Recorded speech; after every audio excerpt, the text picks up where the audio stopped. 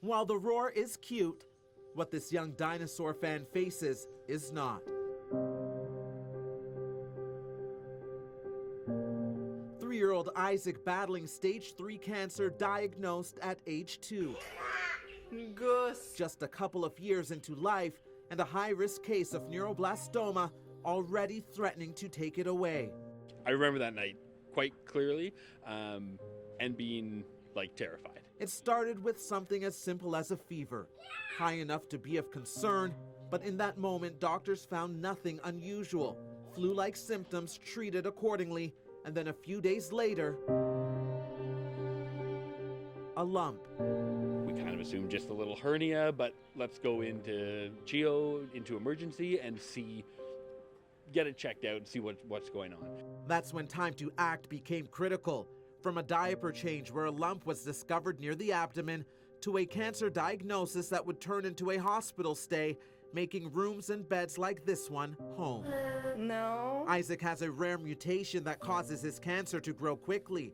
And with all of it taking place during a global pandemic, it meant these two loving parents were made to feel isolated at times, even from one another. Because of the one parent limit or no visitors at one point during COVID, it's tough to have that support system. We actually did quite well. There's a lot of great handoffs that we had, and CHEO was so accommodating. They let us have an overlap where we can discuss our day, check in on each other. A lot of hospitals didn't allow that.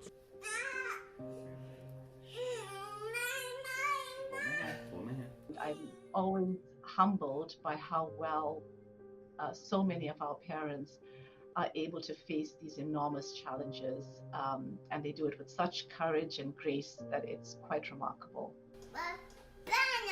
Banana? Isaac could often be persuaded to deal with the doctor by a cool incentive that would help ease the pain of checkups. Isaac was rather fond of popsicles, and we found that if we managed to have a popsicle in the room, then he was more open to trying something different, even if he didn't want to do it.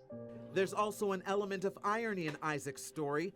The day he was diagnosed, September 1st, marked the first day of Childhood Cancer Awareness Month. And though he was only 2 at the time, being above 20 months meant he was considered an older patient for this pediatric condition. I was just so ready. It was game on, let's just do it, make sure that he's well. And they really gave me that hope and the comfort that I really needed at that time. Attacking it to give him the life he was meant to have would be grueling. The biggest challenge is that the cells are quite resistant to treatment. And so what we do is to try and give several different types of treatment to try and remove all resistant cells. The doctor describes the cells like a bunch of grapes that aren't all the same. Some could be Concord, Moondrop, Ruby Red, and because of that, killing them all takes a different approach for each. Protocol is chemotherapy, surgery, stem cell transplants, and immunotherapy to blast all the bad cells from the body. That fight playing out in this small frame, none of it easy, all of it necessary to get them to this moment. The celebratory sound tolling for this family who made it through more than 100 nights living at the hospital. It wasn't without scares or close calls. And so being woken up to everybody running into a room, it's hard to go back to bed after that.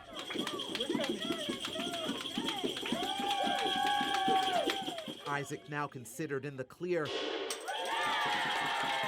Though the monitoring continues, and for such a small guy, in a world where he is unaware that his experience isn't average, he made dino steps towards recovery.